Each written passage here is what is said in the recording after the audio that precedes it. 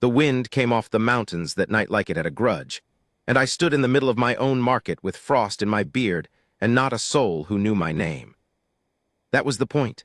I had left the crown on its cushion and the fur on its hook, and I had walked out of the high gate of Oskveld in a beggar's gray rags with the hood pulled low, and for the first time in longer than I could count, I was no one at all.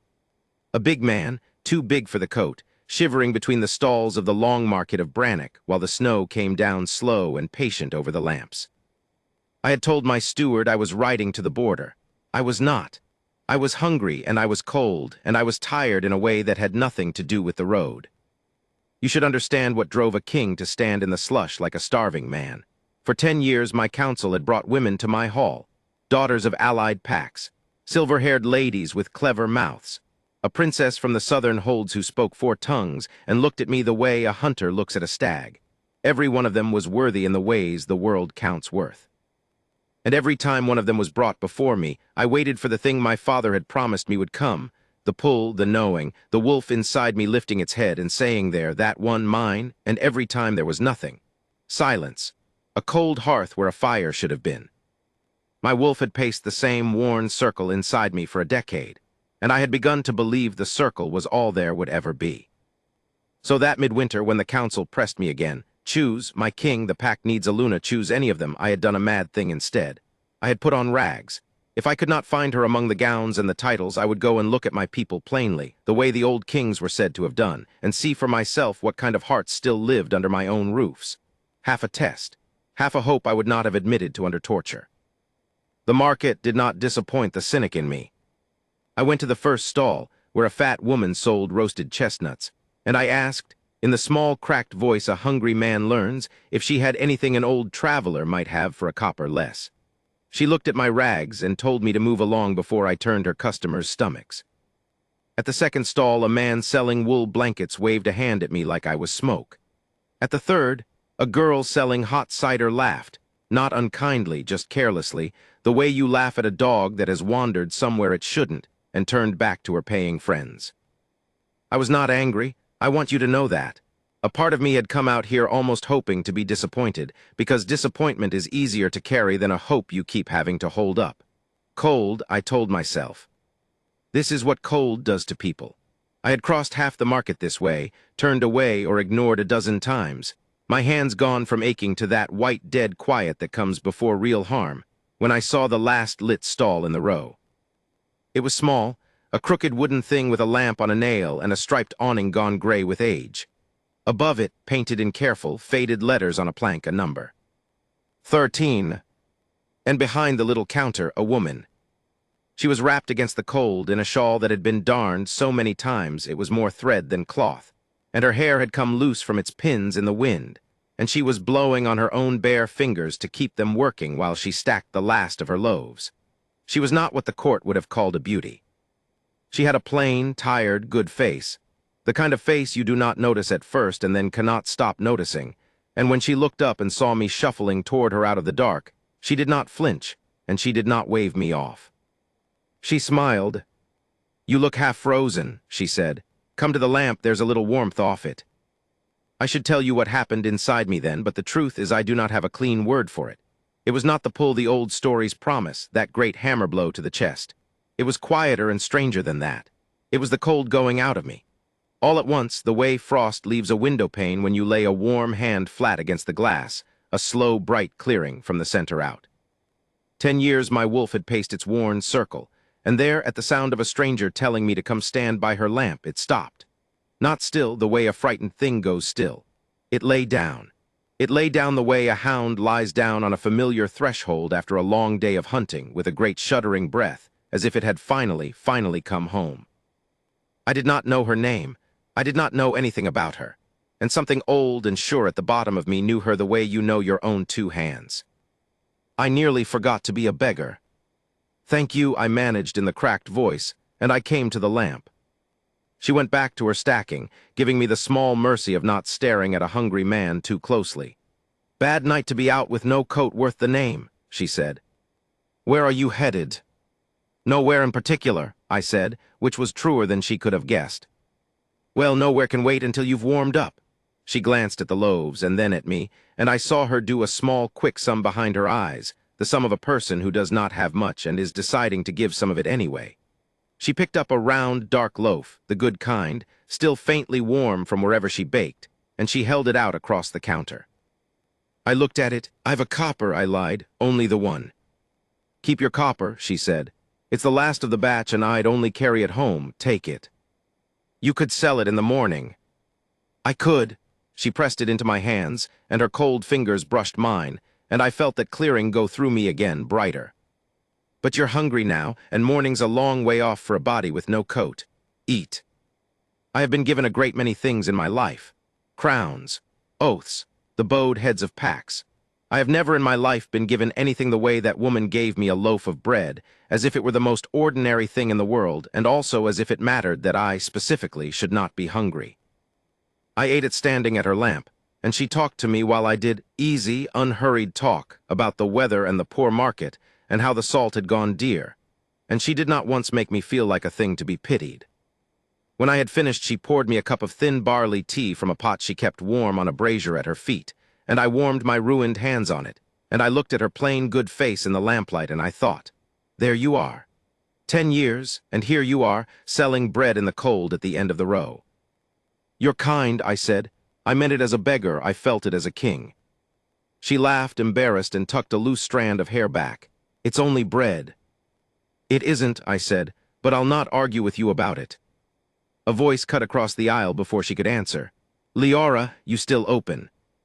"By the mountains, girl, nobody's buying. Pack it in and stop shaming the row." He was a big man, too, though soft under the size, in a good fur coat that a king might have worn. A grain merchant, I would learn, named Corin, who held 3 stalls at the top of the market and lorded over the bottom of it.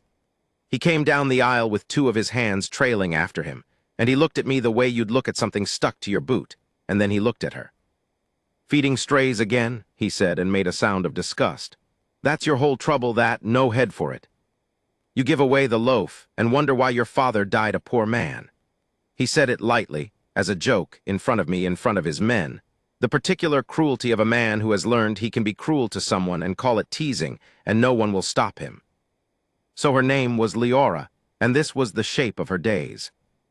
I watched her go small under it. Not broken, I want to be clear, she was never broken, but she went quiet and careful the way a person does who has learned that answering back costs more than it's worth. "Good night, Corin," was all she said, and began with cold hands to bank her brazier and take down her lamp. I stood in my rags and I said nothing, because a beggar who speaks up gets his teeth kicked in, and because a king who reveals himself here reveals nothing worth the price. But my wolf, which had lain down so peacefully at her lamp, rose in me at that man's voice and stood with its hackles high, and it took everything I had every year of a king's discipline to keep my hands loose at my sides and my head down. Corin lost interest in us both and swaggered off. Leora let out a small breath and got on with her packing, and pretended I had not seen. "He owns the top of the market," she said at last, quietly, as if she owed the beggar an explanation.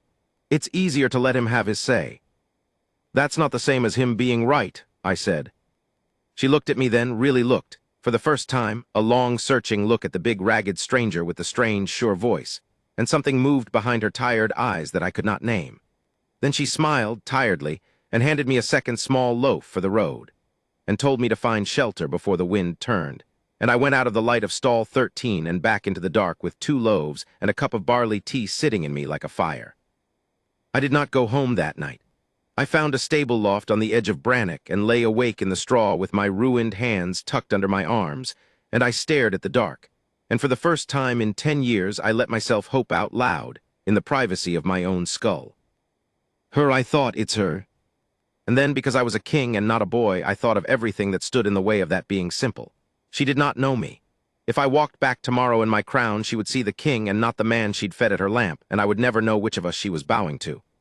And there was a poison in me, too, a cynic's poison that whispered, 10 years, Havard, and the one who fed you was the one with the least reason to. What does that make all the rest? I turned it over and over, and somewhere near dawn I decided I would not reveal myself yet. I would come back as the beggar.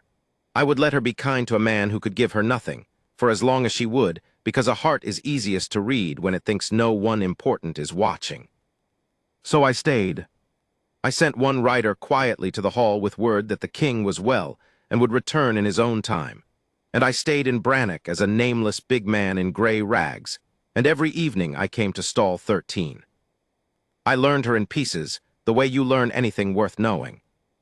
I learned that she baked before dawn in a rented oven she shared with 2 other poor families, and that she gave the burnt loaves and the misshapen ones to the market strays, the thin cats, the lame dog that lived under the fishmonger's cart, the 2 orphan boys who ran errands for coppers and slept in the tanner's doorway. I sat at her lamp one bitter evening and watched both those boys come to her at closing, and watched her feed them without a word of fuss, as if it were simply the arrangement of the world that hungry children should be fed, and I watched the smaller one fall asleep sitting against her stall while she worked, and I watched her take off her own darned shawl and lay it over him. She had almost nothing, and she gave from it constantly, and she seemed genuinely never to notice she was doing anything remarkable. I learned that the cold did not seem to touch her the way it touched everyone else, that her hands, when they brushed mine passing a loaf or a cup, were always warm, warm as a hearthstone, though she wore rags and stood all day in the wind. I learned that the strays did not merely come to her for food. They slept on her, folded against her feet under the counter, the thin cats and the lame dog together, as if her small, crooked stall were the one warm place in a frozen town. My grandmother, who had known the old Moonlore, would have had a word for that. Moon-blessed, she would have said, a warmth in the blood. The cold seeks it, and the lost seek it, and one day the right man will seek it too and not know why. I had thought it a fireside tale. And I learned, sitting at her lamp night after night in my beggar's rags, that I was, for the first time in my life, simply and completely happy. Not the satisfaction of a battle won or a treaty signed. Happy. A man warming his hands at a poor woman's lamp, listening to her talk about the price of salt, wanting nothing else in the whole turning world. She began to save the good loaf for me. She never said so. But it was always there at the end of the row, still faintly warm, and she always told me it was the last of the batch and would only go to waste, and we both knew by the 3rd night that this was a small, tender lie, and neither of us said so.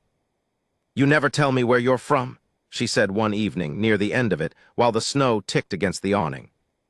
"Up the mountain," I said, which was true. "A big house, it didn't suit me." "A big house?" She smiled at that, at the beggar with the big house. "And they turned you out?" "No," I said, and I looked at her, and I decided to say one true thing in all my lies. "I turned myself out. I'd been looking for something there a long time, and it wasn't there, and I got tired of looking." "And did you find it?" she asked. "Wherever you went instead?" I could not answer that without answering everything. So I looked at her plain good face in the lamplight, and I said quietly, "Yes."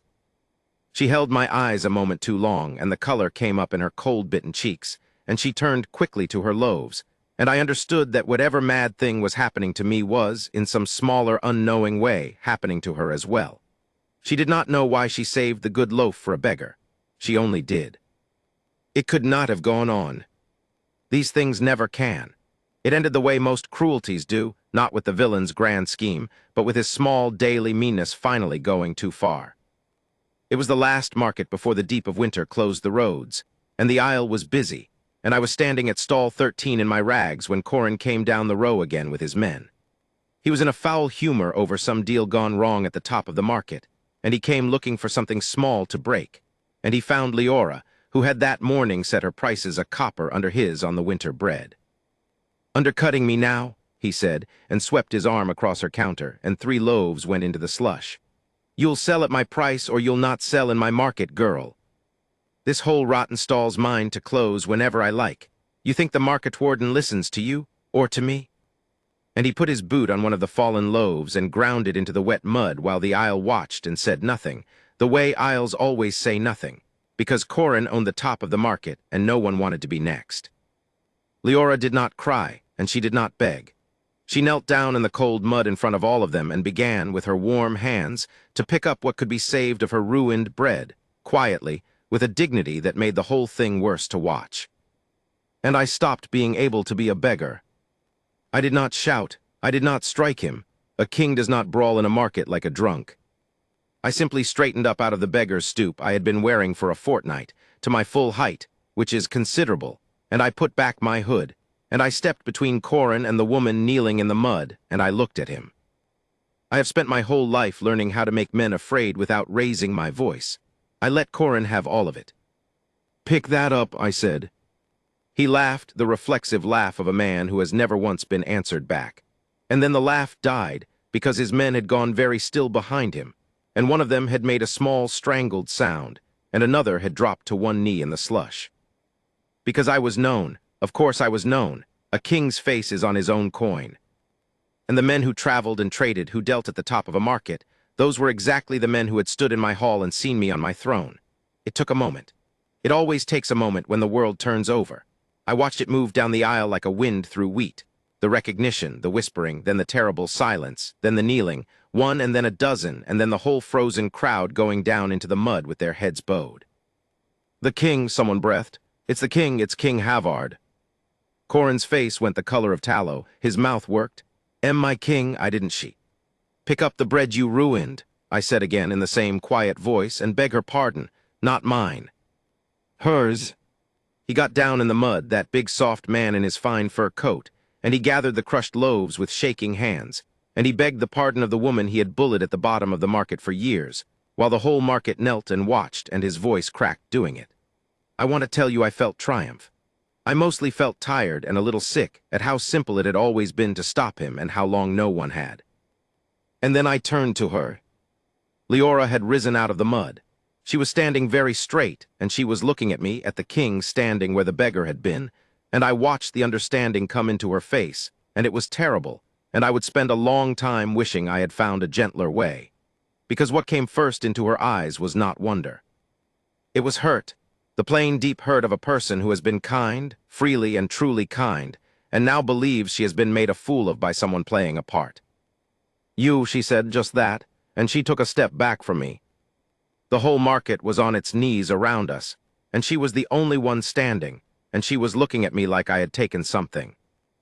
"Leora," I said, and it was the first time I had said her name aloud, and it came out of me low and unsteady. "It isn't what you think. I didn't come to trick you. You let me feed you," her voice shook, "for a fortnight. You let me give you the good loaf, you let me, and all the while you're the king, you could buy this whole market and every man in it. And you sat at my lamp and let me." She stopped, and her chin came up, and the dignity closed over the hurt like ice over water. "Was it a game? Do you great men do that, come down and let the poor be kind to you for sport?" "No." I stepped toward her and I stopped myself because I would not crowd her, not ever. Every eye in the market was on us and I did not care. I lowered my voice so that it was only for her. "I came down because for 10 years my hall has been full of women who wanted the crown, and I could not tell one heart from another for the shine of it. I put on rags so I could see people plainly. So I could see who they were when no one important was looking." I drew a breath. "Every stall in this market turned me away, 13 of them, and the 13th told me to come to the lamp and gave me the last bread she had and kept your copper, and I—" My voice failed me. A king's voice that has never failed in front of the pack failed in front of one bread seller. "I stopped being cold," I said, "for the first time in 10 years, at your lamp, and I have spent every night since trying to find the courage to tell you who I was because I knew the moment I did, you would look at me exactly the way you are looking at me now, and I could not bear to lose the one warm thing I'd found. That was the trick, Leora, not on you, on me. I was hiding from you because I was afraid." She stood very still. Behind her, snow had begun to fall again, catching in her loose hair. And I did the only thing I had left to do, which was the truest thing, which was to take off my glove, my fine king's glove, that I had put back on with the crown of my name, and hold out my bare hand to her across the little space between us. "I'm asking you," I said, "the way the beggar would have asked if he'd had the courage, not the king. There's no command in it. You can turn me away like the rest of the market did, and I'll ride back up the mountain, and I'll never trouble you again, and I'll be grateful all my life that once in the cold someone was good to me for no reason at all." My hand was steady. My heart was not. "Or you can take my hand, but you have to choose it. I will not have you the way great men take things. I'll only have you if you reach for it yourself." For a long moment she did not move, and the whole kneeling market held its breath, and I thought I had lost her, and I made myself ready to bear it. Then Leora looked at my bare open hand, and she looked at my face, searching it, the way she had searched the beggar's face that first night, and whatever she was looking for, she found it. Slowly she reached out, and she laid her warm hand in my cold one, and she closed her fingers around mine. I felt the mark before I saw it. It came up through the skin of my palm like heat blooming through iron, a slow gold light waking in the lines of my hand where it met hers, and I saw the same light rise in her own palm at the same instant, the two halves of a thing that had been waiting 10 years to be one, catching fire between us. The old mate mark, the moon's own signature that answers only the true hand. It surfaced on both of us there in the mud and the snow, plain for the whole market to see, and Leora gasped and did not let go, and the gold light played up both our arms and out into the falling snow.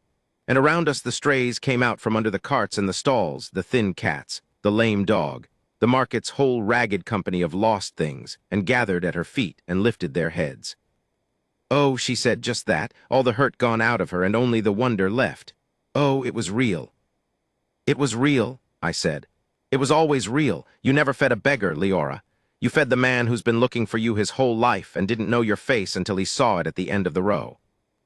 I lifted her hand, the one marked with mine, and I pressed my mouth to it, there in front of my kneeling people, the way I had never once wanted to bow to any of the silver ladies in my hall.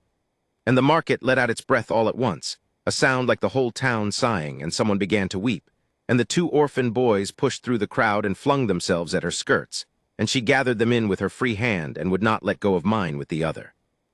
Corin, I am told, left Brannock before the roads reopened, and was not much missed. I did not have to lift a finger. A man loses his hold on the bottom of a market very quickly once the bottom of the market has a Luna. They will tell you the rest is a fine story, and it is one. They will tell you how the King of Oskveld carried a bread seller up the mountain and made her his Luna, how the hall that had paraded 100 worthy brides at me went silent the first time she walked into it in a plain gown, warm-handed, with two orphan boys trailing her skirts and a lame dog at her heel, and how within a season that hall loved her better than it had ever loved me. They will tell you the pack bode. All of it is true. But that is not the part I keep. The part I keep is small, and it is ours, and I will give it to you because you have listened this far. Every winter on the last market night before the deep cold closes the roads, I put on gray rags and I pull a hood low over a face that is on every coin in the kingdom, and I walk down alone to the long market of Brannock, to the end of the row, where a small crooked stall with a striped awning still stands, its lamp lit against the dark. It is the only stall she kept. She would not close it for anything, and I would not ask her to. And I come to her lamp out of the cold, a big ragged stranger, and my Luna looks up from the last of her loaves, and she smiles the way she smiled that first night, as if she has never seen me before in her life. You look half frozen, she says. Come to the lamp, there's a little warmth off it. And she gives me the last loaf, and keeps my copper, and lets me warm my hands. And for one night a year the King of Oskveld is a beggar again, and the warmest place in all the cold kingdom is a poor woman's stall at the bottom of a market, the 13th one, the one everyone else walked past. I walked past nothing. I very nearly did. I will spend the rest of my life grateful that at the end of a row of closed hearts, one lamp was lit, and a woman with warm hands looked at a nobody in the snow and told him to come and be warm. That is the whole of my kingdom in the end. Everything else is just the crown.